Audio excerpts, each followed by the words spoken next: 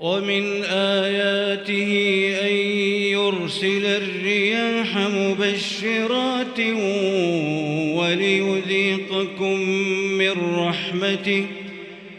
وليذيقكم من رحمته ولتجري الفلك بأمره ولتبتغوا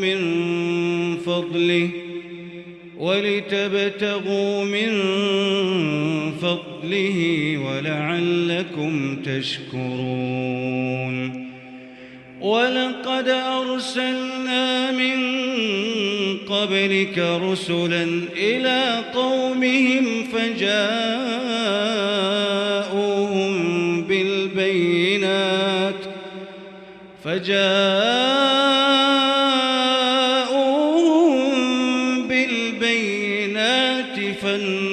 فانتقمنا من الذين أجرموا وكان حقا علينا نصر المؤمنين.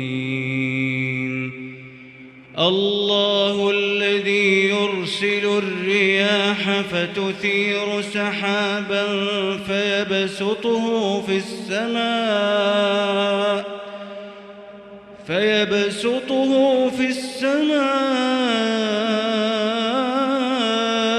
كيف يشاء ويجعله كسفا فترى الودق يخرج من خلاله فإذا أصاب به من يشاء من عباده إذا هم يستبشرون. وإن كانوا من قبل أن ينزل عليهم من قبله لمبلسين.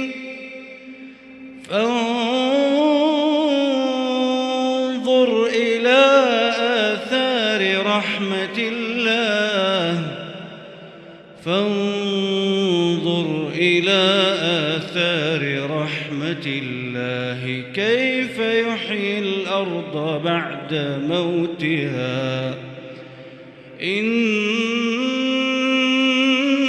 ذلك لمحيي الموتى وهو على كل شيء